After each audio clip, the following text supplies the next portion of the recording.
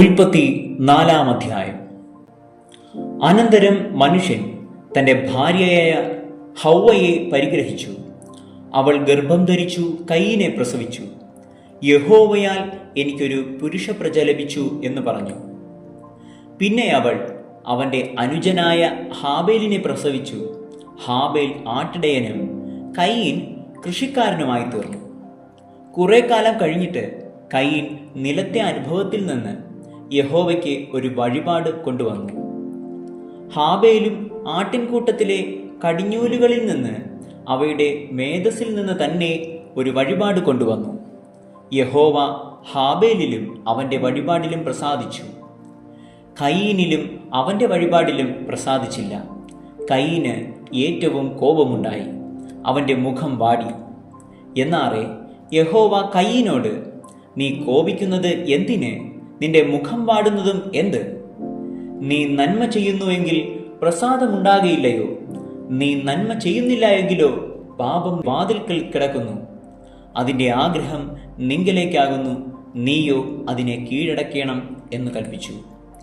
എന്നാറെ കയീൻ തൻ്റെ അനുജനായ ഹാബേലിനോട്, നാം വയലിലേക്ക് പോക എന്ന് പറഞ്ഞു.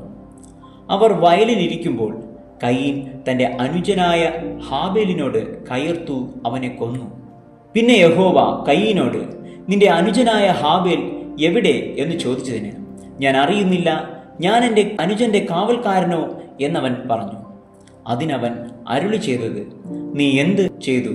നിന്റെ അനുജന്റെ രക്തത്തിൻ്റെ ശബ്ദം ഭൂമിയിൽ നിന്ന് എന്നോട് നിലവിളിക്കുന്നു. ഇപ്പോൾ നിന്റെ അനുജന്റെ രക്തം നിന്റെ കയ്യിൽ നിന്ന് ഏറ്റുകൊള്ളുവാൻ വായി തുറന്ന ദേശം നീ വിട്ട് ശാപഗ്രസ്തനായി പോകണം. നീ കൃഷി ചെയ്യുമ്പോൾ നിലം ഇനിമേലാൽ തൻ്റെ വീര്യം നിനക്ക് തരികയില്ല. നീ ഭൂമിയിൽ ഉഴന്നലയുന്നവനാകും.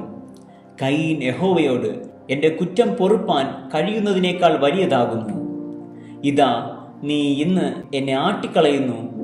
ഞാൻ തിരുസന്നിധി വിട്ട് ഒളിച്ച് ഭൂമിയിൽ ഉഴന്നലയുന്നവൻ ആകും. ആരെങ്കിലും എന്നെ കണ്ടാൽ എന്നെ കൊല്ലുമെന്ന് പറഞ്ഞു. യഹോവ അവനോട്, അതുകൊണ്ട് ആരെങ്കിലും കയീനെ കൊന്നാൽ അവന് 7 ഇരട്ടി പകരം കിട്ടും എന്നരുളി ചെയ്തു. കയീനെ കാണുന്നവർ ആരും കൊല്ലാതിരിക്കേണ്ടതിന് യഹോവ അവനൊരു അടയാളം വെച്ചു. അങ്ങനെ കയീൻ യഹോവയുടെ സന്നിധിയിൽ നിന്ന് പുറപ്പെട്ട് ഏദേന് കിഴക്ക് നോദ് ദേശത്ത് ചെന്നു പാർത്തു. കയീൻ തൻ്റെ ഭാര്യയെ പരിഗ്രഹിച്ചു. അവൾ ഗർഭം ധരിച്ചു ഹാനോക്കിനെ പ്രസവിച്ചു. അവൻ ഒരു പട്ടണം പണിതു, ഹാനോക്ക് എന്ന് തൻ്റെ മകൻ്റെ പേരിട്ടു. ഹാനോക്കിന് ഈരാദ് ജനിച്ചു. ഈരാദ് മെഹൂയലേലിനെ ജനിപ്പിച്ചു. മെഹൂയയേൽ മെതുശലയേലിനെ ജനിപ്പിച്ചു. മെതുശയേൽ ലാമേക്കിനെ ജനിപ്പിച്ചു. ലാമേക്ക് 2 ഭാര്യമാരെ എടുത്ത്, ഒരുത്തിക്ക് ആദ എന്നും മറ്റവർക്ക് സില്ല എന്നും പേർ. ആദ യാബാലിനെ പ്രസവിച്ചു.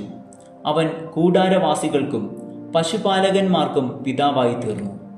അവൻ്റെ സഹോദരന് യൂബാൽ എന്നു പേർ. ഇവൻ കിന്നരവും വേണുവും പ്രയോഗിക്കുന്ന എല്ലാവർക്കും പിതാവായി തീർന്നു. സില്ല തൂബൽ കയീലിനെ പ്രസവിച്ചു. അവൻ ചെമ്പുകൊണ്ടും ഇരുമ്പുകൊണ്ടുമുള്ള ആയുധങ്ങളെ തീർക്കുന്നവനായി തീർന്നു. തൂബൽ കയീലിൻ്റെ പെങ്ങൾ നയമ. ലാമേക്ക് തൻ്റെ ഭാര്യമാരോട് പറഞ്ഞത്, ആദയും സില്ലയുമായുള്ളവരെ, എൻ്റെ വാക്ക് കേൾപ്പിൻ. ലാമേക്കിൻ ഭാര്യമാരെ, എൻ്റെ വചനത്തിന് ചെവി തരുവിൻ. എൻ്റെ മുറിവിന് പകരം ഞാനൊരു പുരുഷനെയും എൻ്റെ പരുക്കിന് പകരം ഒരു യുവാവിനെയും കൊല്ലും. കയീനു വേണ്ടി 7 ഇരട്ടി പകരം ചെയ്യുമെങ്കിൽ ലാമേക്കിനു വേണ്ടി 77 ഇരട്ടി പകരം ചെയ്യും. ആദാം തൻ്റെ ഭാര്യയെ പിന്നെയും പരിഗ്രഹിച്ചു. അവൾ ഒരു മകനെ പ്രസവിച്ചു. കയീൻ കൊന്ന ഹാബേലിനു പകരം ദൈവം എനിക്ക് മറ്റൊരു സന്തതിയെ തന്നു എന്ന് പറഞ്ഞ് അവന് ഷേത്ത് എന്ന് പേരിട്ടു. ഷേത്തിനും ഒരു മകൻ ജനിച്ചു. അവന് ഏനോശ് എന്ന് പേരിട്ടു. ആ കാലത്ത് യഹോവയുടെ നാമത്തിലുള്ള ആരാധന തുടങ്ങി.